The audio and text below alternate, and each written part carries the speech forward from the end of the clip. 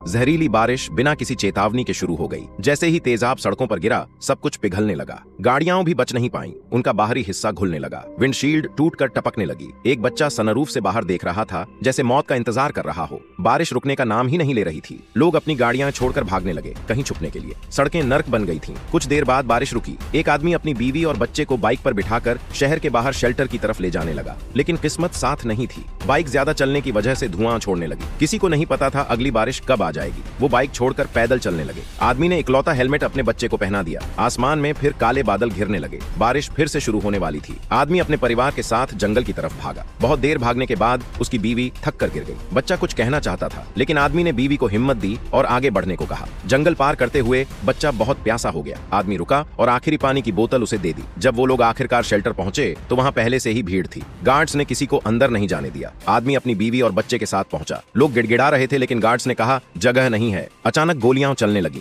भीड़ इधर उधर भाग गई। बच्चा अब बहुत डिहाइड्रेटेड था। आदमी ने जमीन से एक खाली प्लास्टिक बोतल उठाई और दोनों को चलते रहने को कहा। खुद पानी ढूंढने चला गया। आखिरकार उसे एक घर मिला। उसने दरवाजा तोड़ा और अंदर जाकर नल से बोतल भरने लगा। तभी एक आदमी बंदूक लेकर आ गया। आदमी ने हाथ ऊपर कर दिए और बोला, मुझे सिर्फ पानी चाहिए। जब उसने अपने परिवार की बात बताई तो घर के मालिक ने उसे बेसमेंट में पनाह देने की पेशकश की, लेकिन वहां सिर्फ एक ही जगह बची थी। आदमी कांपता हुआ खड़ा था। जानता था कि रुकना मतलब बचना है, लेकिन उसका परिवार बाहर इंतजार कर रहा था। काले बादल और पास आ गए थे। माँ अपने बेटे के साथ चलती रही। बच्चे ने हेलमेट उतारकर चिल्लाया, पापा आपने क्यों नहीं रोका? माँ चुप रही। तभी दूर से चीख सुनाई दी। जहरीली बारिश फिर शुरू हो गई। दोनों ने एक दूसरे को कसकर पकड़ लिया। तभी आदमी दौड़ता हुआ वापस आया। उसने फिर से अपने बेटे को हेलमेट पहनाया और पूरे परिवार के साथ जंगल की तरफ भागा। रास्ते में उसे एक लोहे की चादर मिल गई। उसने उसे सबके सिर पर पकड़ लिया ताकि बारिश से बच सके। बारिश और तेज हो गई। उसकी त्वचा जलने लगी, लेकिन वो रुका नहीं। उसके हाथ जल गए। चेहरा पहचान में नहीं आ रहा था, लेकिन उसने हार नहीं मानी। आगे एक गुफा दिखी। आखिरी सांस में उसने अपने परिवार को अंदर धकेला, फिर हमेशा के लिए गिर गया। औरत ने उसके जले हुए कपड़े उतारे, बेटे को गले लगाया और रोने लगी, लेकिन गुफा की दीवारों से तेजाब रिसने लगा। माँ ने बेटे को आगे धकेलना जारी रखा। गुफा गिरने लगी। उसने दीवार के सामने खुद को लगा दिया ताकि बेटा रेंग कर बाहर निकल सके,